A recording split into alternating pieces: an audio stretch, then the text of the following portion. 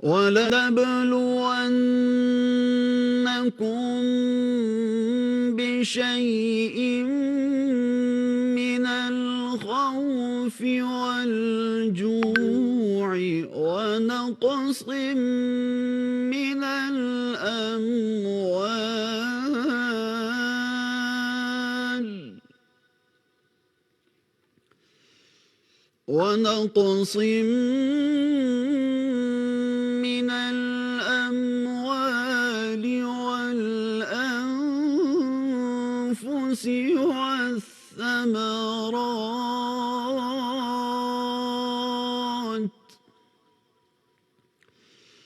وَبَشِّرِ الصَّابِرِينَ الَّذِينَ إِذَا أَصَابَتْهُم مُّصِيبَةٌ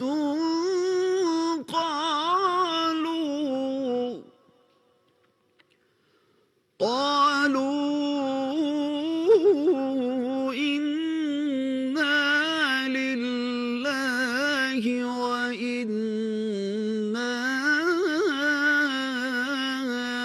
إِلَيْهِ راجعون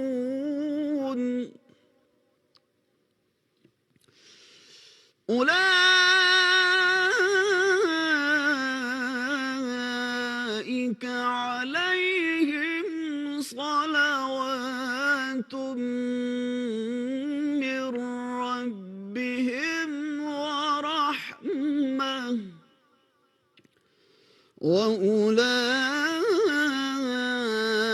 وأولئك هم المهتدون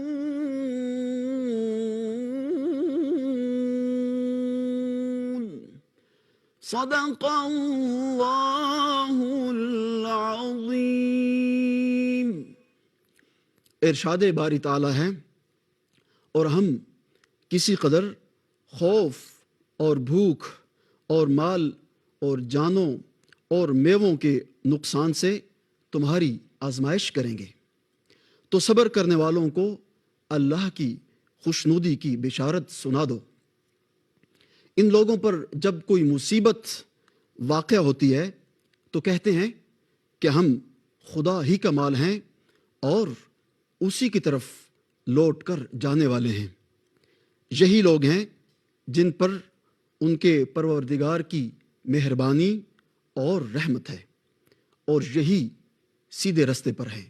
سچ کہا رب ذوالجلال نے جو بڑی عظمت والا ہے۔ وآخر دعوانا ان الحمد للہ رب العالمین۔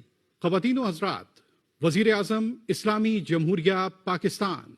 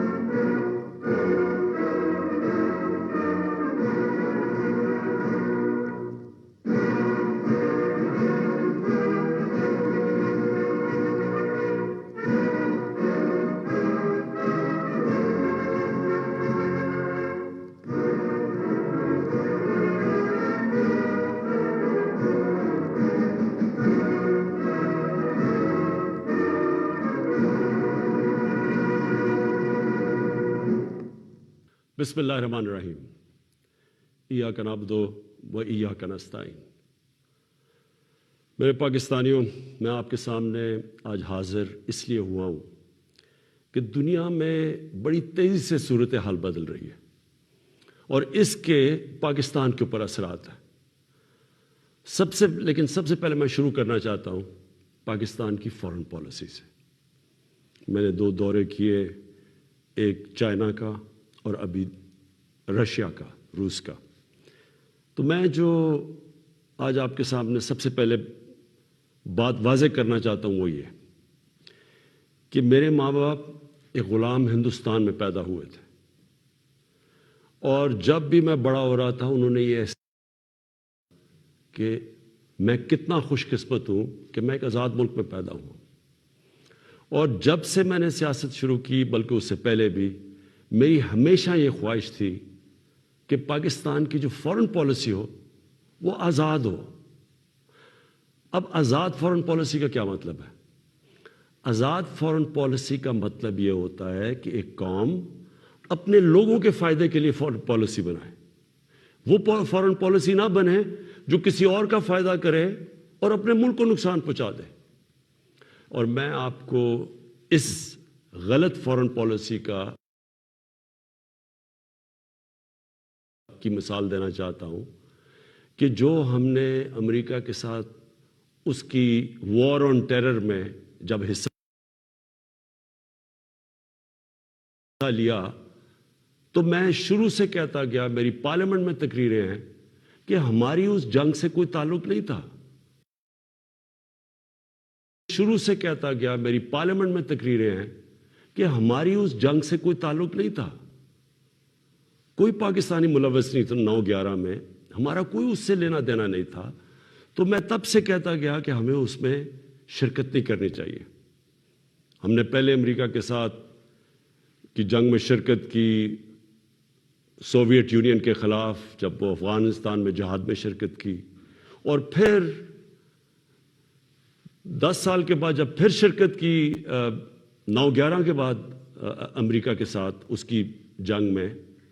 تو جب ہم تب شرکت کر رہے تھے کہ جہاد تھی کہ افغانستان میں کوئی فورن آکوپیشن ہوئی تو اس کے خلاف جہاد ہے، لیکن اب جب امریکہ افغانستان میں آ گیا تو اس کے خلاف دہشت گردی تھی. اس پالیسی کے میں شروع سے خلاف تھا، اور بدقسمتی سے یہ فارن پالیسی پاکستانیوں کے فائدے کے لیے نہیں کی گئی. اس کی وجہ سے 80,000 پاکستانیوں کی شہادتیں ہوئیں، ہمارے 35 لاکھ لوگوں کی نقل مکانی ہوئی، قبائلی علاقہ تباہ ہوا، ہمیں $150 ارب سے زیادہ ملک کو نقصان ہوا. لیکن جو اس کی سب سے شرمناک بات کیا تھی کہ دنیا کی تاریخ میں پہلی دفعہ ایک ملک کسی کی حمایت میں جنگ لڑ رہا ہے اور وہ ملک اسی ملک کے اوپر بمباری کر رہا ہے. ہمارے ملک میں 400 سے زیادہ ڈرون اٹیکس کیے گئے ہمارے دوست کہ جس کے لیے ہم جنگ لڑ رہے تھے. اس سے بھی زیادہ شرمناک چیز کیا ہے کہ ملٹری ڈکٹیٹرز تو ہمیشہ تاریخ ہے پاکستان کی کہ وہ ہمیشہ چاہتے ہیں کہ دنیا ان کو ایکسیپٹ کرے، ان کو مانے، ان کو لیجٹمائز کرے، اور وہ ہمیشہ آسان ہوتے ہیں سپر پاورز کے لیے استعمال کرنا. لیکن جنرل مشرف کے دور میں تو صرف 10 ڈرون اٹیکس ہوئے، لیکن جو 2 ڈیموکریٹک لیڈرز آئے، آصف زرداری اور نواز شریف، 10 سال، ان کے 10 سال میں 400 ڈرون اٹیکس ہوئے. اب میں سوال یہ، اور میں پھر سے واپس آتا ہوں کہ آزاد فارن پالیسی کیا ہوتی ہے؟ آزاد فارن پالیسی تو یہ ہونی چاہیے تھی کہ یہ 2 ڈیموکریٹک لیڈرز کو امریکہ کو کہنا چاہیے تھا کہ ہمارے جب آپ بمباری کر رہے ہیں، ہمارے لوگ مار رہے ہیں، اس میں عورتیں بچے مار رہے ہیں، بے قصور لوگ مار رہے ہیں، تو کیا 2 ڈیموکریٹک لیڈرز کو سٹینڈ لینا چاہیے تھا اس کے اوپر؟ ایک سٹیٹمنٹ نہیں دی دونوں نے، بلکہ آصف زرداری نے اس کو ایک باب وڈورڈ جو بہت بڑا صحافی ہے امریکہ کا، وہ اپنی کتاب میں لکھتا ہے کہ اس نے، آصف زرداری نے امریکہ کے آرمی چیف کو کہا کہ کولیٹرل ڈیمیج سے مجھے کوئی فرق نہیں پڑتا، جو ڈرون اٹیک سے جو بے قصور لوگ مرتے ہیں. اور یہ کیوں ہے؟ میں صرف آپ کو اس لیے یہ شروع میں بات فارن پالیسی کی، یہ اس لیے ہے کہ جب ملک کے سربراہوں کے پیسے اور جائیداد ملک سے باہر پڑی ہوتی ہے، جب ان کے اربوں ڈالرز کی پراپرٹی اور بینک بیلنسز اور آف شور اکاؤنٹس ہوتے ہیں، وہ کبھی اس ملک کی بہتری کے لیے فائدہ نہیں کرتے، وہ اپنے پیسے بچانے کے لیے کرتے ہیں. اور آج روس کے جو بڑے بڑے بزنس مین جن کو اولیگارکس کہتے ہیں, جن کے پیسے پڑے ہوئے ہیں لنڈن اور جن کی پراپرٹیز ہیں وہاں, آج جب سے یہ جنگ شروع ہوئی ہے انہوں نے سب فریز کرنے شروع کر دیے, ضبط کرنے شروع کر دیے جو ان کے پیسے پڑے ہوئے ہیں, ان کے بزنس مین کے پیسے پڑے ہوئے ہیں مغربی بینکس میں اور مغربی کیپٹلز میں.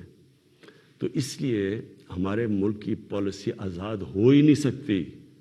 اور میں اپنی قوم کو آج کہنا چاہتا ہوں, آپ جب ووٹ ڈالیں تو یہ سمجھ جائیں کہ اگر اس ملک میں آپ آزاد فورن پالیسی چاہتے ہیں تو کبھی اس پارٹی کو ووٹ نہ ڈالیں جن کے سربراہ کے پیسے اور دولت اور جائیدادیں ملک سے باہر پڑی ہیں, وہ کبھی آزاد فورن پالیسی نہیں بنائیں گے.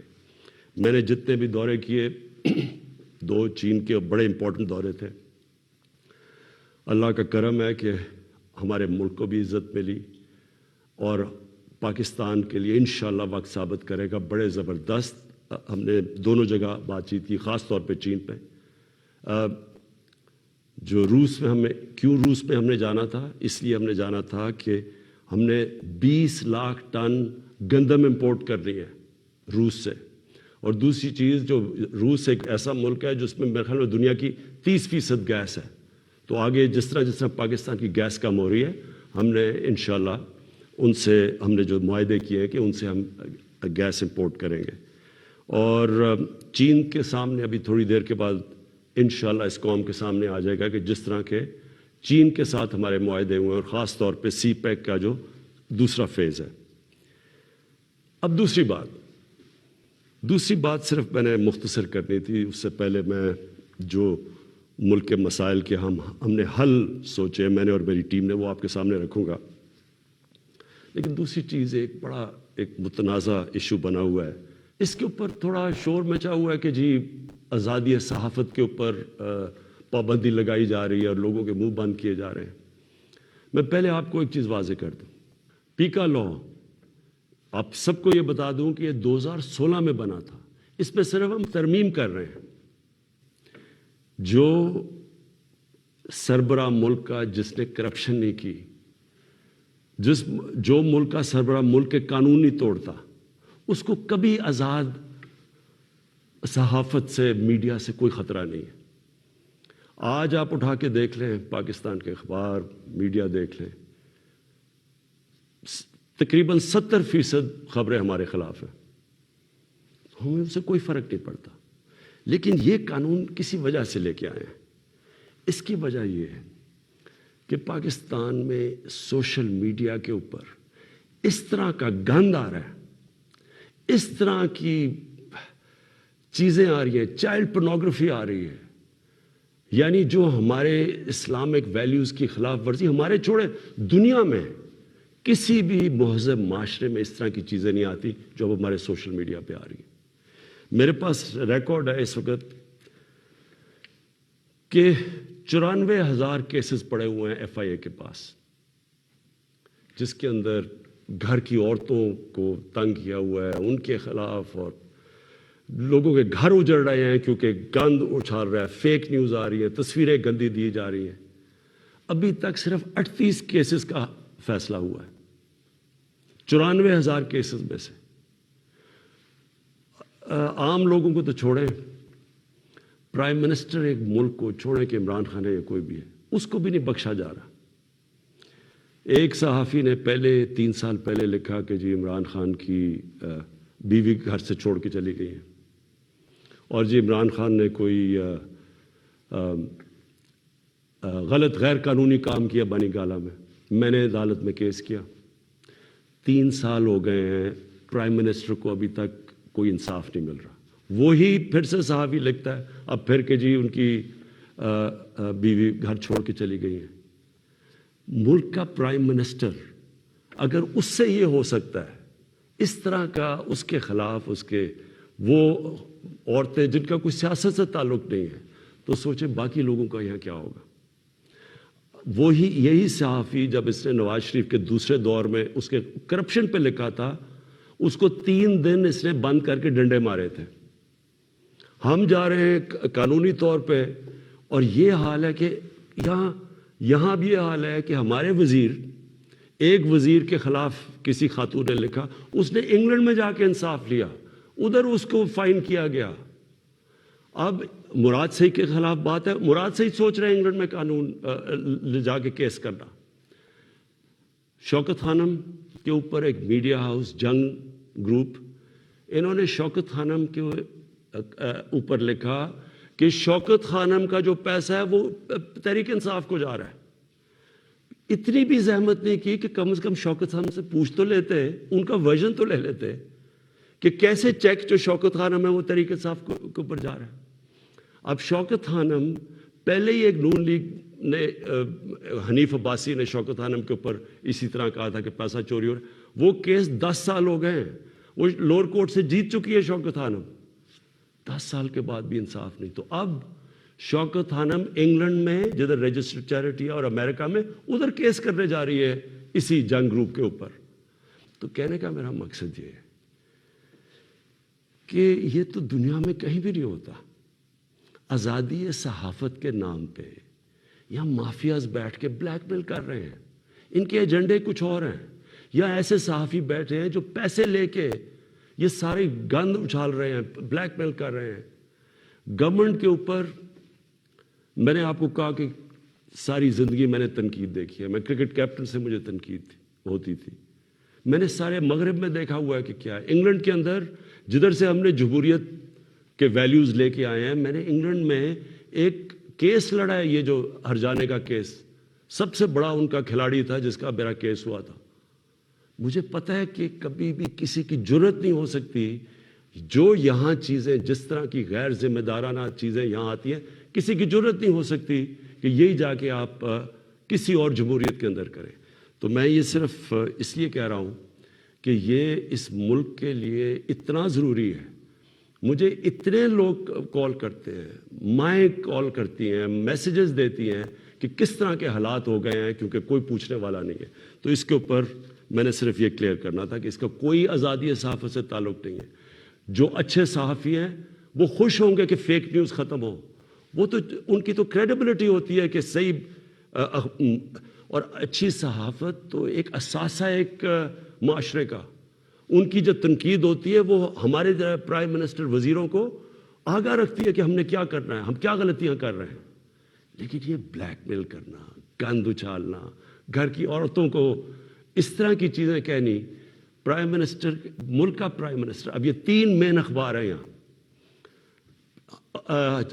میں نومینیٹ کرتا ہوں آزاد کشمیر کا پرائم منسٹر جب ہماری پارٹی الیکشن جیتتی ہے، 3 مین اخباروں کے فرنٹ پیج پہ آتا ہے کہ جی وہ جادو ٹونے سے یا پتہ نہیں ستارے دیکھ کے اس کو آزاد کشمیر کے پرائم منسٹر کو سلیکٹ کیا گیا۔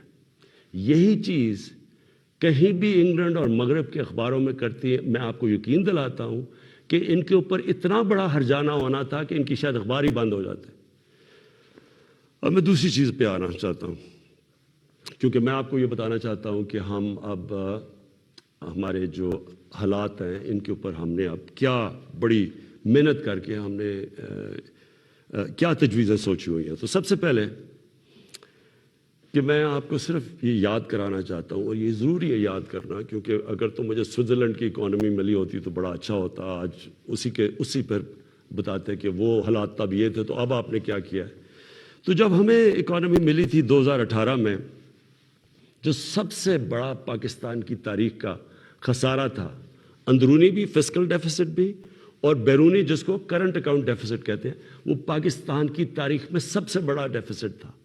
ہمارے جو فورن ایکسچینج ریزروز تھے وہ مشکل سے 3 ہفتے کی بھی امپورٹس کے لیے کافی نہیں تھے۔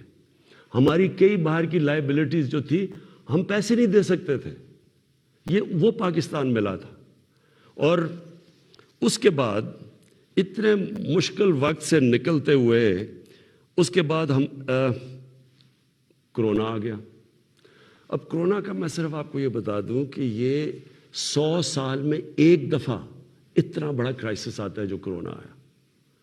دنیا میں آپ دیکھ لیں کہ حالات کیا ہوئے، اچھی بھلی اکانومیز اجڑ گئیں، برطانیہ، ہندوستان جو بڑی تیزی سے آگے جا رہا تھا اس کی مائنسز میں گروتھ ریٹ چلی گئی۔ تو اس پہلے ہی مشکل حالات تھے، ہماری جو گروتھ ریٹ تھی وہ 0.2% بھی نہیں تھی. تو پہلے ہی برے حالات تھے, اوپر سے کرونا آ گیا. تو اس کرونا کے وبا سے جس طرح پاکستان نے ڈیل کیا اور کرتا آیا, وہ میں ابھی بعد میں بتاؤں گا. لیکن اس کے بعد دو اور چیزیں ہو گئیں. کیونکہ پہلے تو کرونا آ کے لاک ڈاؤنز ہو گئے, اس کے اپنے مسئلے آئے. اس کے بعد جب لاک ڈاؤنز اٹھنے شروع ہوئے تو سپلائی لائنز افیکٹ ہوئی تھی. اس سے ایک کموڈٹی سپر سائیکل کہتے ہیں, یعنی جو کموڈٹیز تھیں وہ تاریخی مہنگی ہو گئی. اس سے کیا ہوا کہ دنیا کے اندر مہنگائی آ گئی, انفلیشن آ گئی. تو میں صرف آپ کے سامنے رکھنا چاہتا ہوں کہ اب میں صرف یہ اس لیے بتا رہا ہوں کہ ہم کوئی دنیا سے علیحدہ تو نہیں ہے نا. کئی چیزیں ہیں جن کو ہم امپورٹ کرتے ہیں. تیل ہے, گھی ہے, 70% امپورٹ کرتے ہیں. دالیں امپورٹ کرتے ہیں 70%. یہ ساری جتنی چیزیں تھیں, اور بجلی جو ہماری ہے وہ اگر آپ 60% جو بجلی ہے وہ امپورٹڈ فیول سے بنتی ہے, یعنی یا کوئلے پہ یا گیس پہ اور یا پھر تیل پہ. تو سب مہنگی ہو گئی. لیکن میں پہلے آپ کو بتانا چاہتا ہوں کہ جو ہمارے سے بڑے مضبوط ملک تھے ان کے کیا حالات ہوئے. سب سے پہلے امریکہ کی سب سے تکڑی اکانومی سمجھی جاتی ہے. 40 سال میں سب سے زیادہ مہنگائی امریکہ میں ہوئی. 5 گنا زیادہ وہاں مہنگائی ہوئی. یعنی امریکہ کے اندر 1.5% سے زیادہ چیزیں مہنگی نہیں ہوتی. یہ 10 سال تک اتنی رہتی ہے مہنگائی, 1.5%. وہاں مہنگائی پہنچ گئی 7.5% پہ. اس کے بعد کینیڈا, جو بڑا یہاں سے کتنا پیسہ خرچ کر کے لوگ کینیڈا جاتے ہیں اور کینیڈا کے شہری بنتے ہیں, 30 سال میں سب سے زیادہ مہنگائی کینیڈا میں آئی. اس کے بعد برطانیہ 30 سال میں 1992 کے بعد سب سے زیادہ مہنگائی وہاں آئی. ترکی میں 20 سال میں سب سے زیادہ مہنگائی آئی. اور میں صرف کیونکہ ہمیں سب سے زیادہ شور مچایا جاتا ہے کہ جی بڑی مہنگائی آ گئی, ہمیں گورنمنٹ کو ہٹا دو کیونکہ اتنی مہنگائی آ گئی. اب یہ میں نے جو آپ کے سامنے یہ فگرز رکھ رہا ہوں, یہ ذرا آپ کیونکہ سارے آپ چیک کر سکتے ہیں. آپ تو بڑا یہ زمانہ بدل گیا ہے, موبائل فون آپ کی جیب میں ہے, گوگل کریں کہ یہ میں ٹھیک کہہ رہا ہوں یا نہیں کہہ رہا, تو آپ کو پتہ چل جائے گا. اب ذرا یہ سنیں, پیپلز پارٹی کی پہلے دور میں 71 سے لے کے 77 تک 13.9% اوسط مہنگائی ہوئی اس دور میں. پیپلز پارٹی کے دوسرے دور میں 88 سے لے کے 2 سال ان کی حکومت چلی, 8.3% مہنگائی ہوئی. پھر ان کے پیپلز پارٹی کے تیسرے دور میں 94 سے لے کے 96 تک 11.6% مہنگائی ہوئی. پھر ان کے 2008 سے 2012 کے دور تک 13.6% مہنگائی ہوئی. اب یہ ساری نوٹ کر لیں فگرز کہ ان کے 4 دور میں کتنی مہنگائی ہوئی. کہ صرف ایک دور میں, دوسرے دور میں 8.3 ہوئی تھی, باقی ساری 10% سے زیادہ مہنگائی ہوئی. نون لیگ پہلا دور 90 سے لے کے 93 تک 10.08% مہنگائی ہوئی. دوسرے دور میں 97 سے لے کے 99 تک 7.2% مہنگائی ہوئی. اور ان کا جو تیسرا دور تھا جس میں آپ کو یہ بتا دوں کہ سب سے کم تیل کی قیمتیں تھیں ان کے دور میں, تو ان کے 5% مہنگائی ہوئی. اور تحریک انصاف جس نے جو اٹھتا ہے کہ جی مہنگائی میں مر گئے, تحریک انصاف کی مہنگائی ہوئی 8 ہمارے جو ابھی تک 3.5 سال میں 8.5%. تو پہلے تو یہ ذرا واضح ہو جائے آپ کو کہ مہنگائی کتنی ہے ان کے مقابلے میں, کیونکہ وہ بڑا شور مچا ہوا جی گورنمنٹ گرا دو, جلدی سے گرا دو, کیونکہ لوگ پہ اس کا مہنگائی میں پہلے ہاں ہے مہنگائی, اور میں اس کے اوپر ابھی بعد میں آنے لگا ہوں. لیکن ہم اس وقت مہنگائی آئی ہوئی ہے جو دنیا کے اندر مہنگائی کا سائیکل آیا ہوا ہے. اچھا جی, پھر تحریک انصاف دوسری چیز کہتے ہیں جی بڑی ہماری نااہل حکومت ہے. تو میں صرف اب آپ کو صرف جو انٹرنیشنلی مانا گیا کہ تحریک انصاف نے کس طرح یہ سارے چیزوں کا مقابلہ کیا, اب میں صرف انٹرنیشنل اکنالجمنٹ بتا رہا ہوں کہ دنیا نے تحریک انصاف جو اس وبا میں جو 100 سال میں ایک دفعہ اتنا بڑا بحران آتا ہے تو دنیا کیا کہتی ہے. سب سے پہلے اکانومسٹ میگزین جو دنیا میں ساری دنیا کی اکانومیز کا جائزہ لیتی ہے وہ کہتی ہے کہ 3 سالوں کے اندر جو یہ کرونا کا دور ہے جو ملک ٹاپ 3 میں 190 ملکوں میں جو سب سے اوپر جس نے سب سے بہتر طریقے سے اپنی معیشت بھی بچائی اور اپنے لوگوں کو بچایا ان 3 میں پاکستان ہے. ورلڈ بینک نے تعریف کی, ورلڈ اکنامک فورم نے تعریف کی, ورلڈ ہیلتھ آرگنائزیشن نے خود مثال دی پاکستان کی کہ جس طرح انہوں نے اس چیلنج کا مقابلہ کیا. تو اگر اتنا نااہل ہوتا ملک تو دنیا کے اندر جدھر ساری دنیا کی بڑی بڑی اکانومیز ہمارے سے بہتر سسٹمز جن ملکوں کے تھے اگر وہاں اتنی تباہی آئی ہے اور پاکستان اس سے نکلا ہے. بل گیٹس جب ابھی مجھے ملنے آئے تو انہوں نے خاص پوچھا کہ کیا آپ نے قدم اٹھائے تھے کہ آپ اتنے بڑے چیلنج سے آپ اتنی بہتر نکلے. وہ باقاعدہ NCOC جدھر سے ہمارا سارا یہ کنٹرول ہم کرتے تھے باقاعدہ وہاں گئے, انہوں نے تعریفیں کی اور پھر یہ بھی تعریف کی کہ ایک طرف ہم کرونا سے لڑ رہے تھے اور دوسری طرف اب پچھلے سارے سال میں کوئی پاکستان میں پولیو کا کیس نہیں ہوا. تو یہ اگر حکومت اتنی نااہل تھی. پھر اس کے بعد جو ہمارا احساس پروگرام ہے, احساس پروگرام کو ورلڈ بینک نے دنیا کے 4 ٹاپ پروگرامز کے اندر کہا گیا کہ جو سب سے بہترین احساس پروگرام تھا اس مشکل وقت میں جنہوں نے لوگوں کے لیے آسانیاں پیدا کری وہ تھا. پھر اس کے علاوہ میں صرف ایک اور بھی ایڈ کرنا چاہتا ہوں کہ کبھی ہمارے سے پہلے مجھے بتائیں یہ 2 جماعتیں کبھی انٹرنیشنلی کسی چیز میں ان کی کوئی تعریف کی گئی ہو. کلائمیٹ چینج کے اندر برطانیہ کے پرائم منسٹر نے یونائٹڈ نیشنز جنرل اسمبلی میں پاکستان کی تعریف کی کہ پاکستان جس طرح کلائمیٹ چینج سے جو اگلا بہت بڑا مسئلہ دنیا کو آ رہا ہے اس نے صرف اور صرف پاکستان کی تعریف کی. اچھا جی, اس کے بعد میں جو آپ کے سامنے جو ابھی چیزیں لے کے آ رہا ہوں کہ ہم نے کرنا کیا ہے تاکہ آپ سب میری ساری قوم تیار ہو جائے اس کے لیے. اب اس سچویشن کے اندر اب میں ذرا آپ کو بتاؤں کہ ایک طرف اکانومی کا برا حال تھا, پھر اوپر سے کرونا آ گئی, پھر وہ ایک دنیا کے اندر قیمتیں چڑھ گئیں اور پھر افغانستان کا کرائسس آ گیا. افغانستان میں کیا ہوا تھا؟ افغانستان میں لوگوں نے پینک کر کے ڈالر خریدنے شروع کر دیے. ڈالر آ کے انہوں نے پاکستان سے خریدے کیونکہ وہاں لوگوں کو انسرٹنٹی تھی. اس سے پریشر پڑ گیا ہمارے روپے کے اوپر. اور اس کے بعد وہ بھی میں بعد میں ہوں کہ اب یوکرین آ گیا, لیکن اس سے پہلے اب سوچیں کہ اس ساری چیز میں پاکستان نے اس مشکل وقت میں پاکستان کی جو اکانومی تھی, جو ہماری دولت میں اضافہ ہو, جو گروتھ ریٹ تھی, اور وہ ورلڈ بینک ویریفائی کر رہا ہے وہ 5.6% تھی. 5.6% نون لیگ کے آخری سال میں تھی جب انہوں نے خسارہ کر کے قرضے لے کے اور بڑے خسارے کر کے جب انہوں نے جو ان کی بیسٹ 5ویں سال میں تھی وہ تیسرے سال میں تحریک انصاف کے 5.6% تھی. یہ ہم نہیں کہہ رہے, یہ ورلڈ بینک نے ویریفائی کی ہے.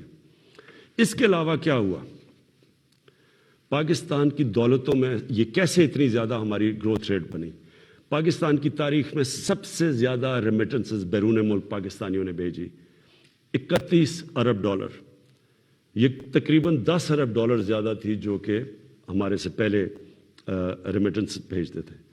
پاکستان کی تاریخ کی سب سے زیادہ ایکسپورٹس کی گئی. پچھلے 5 سال میں جو پچھلا نون لیگ کا دور تھا ایکسپورٹس وہیں کی وہیں تھی. میں آپ کے سامنے ایک یہ رکھتا ہوں, یہ میں چاہتا ہوں کہ یہ ذرا آپ گراف دیکھ لیں. اس گراف میں آپ کو یہ نظر آئے گا کہ 2000 سے گراف ہے اور 2020 تک. اس گراف کے اندر آپ دیکھیں گے کہ یہ روانڈا اسی دور میں کدھر سے کدھر چلا گیا, ویتنام اس دور میں کدھر سے کدھر چلا گیا, چائنا اس کدھر گیا, ہندوستان کدھر گیا, بنگلہ دیش کدھر گیا, اور پاکستان سب سے نیچے. یعنی ہماری ایکسپورٹس بڑھی نہیں, اور جب تک ایکسپورٹس نہ بڑھیں وہ ملک آگے بڑھ ہی نہیں سکتا. تو ہم نے مجھے اور فخر ہے اس چیز پہ کہ 38 ارب ڈالر کی پاکستان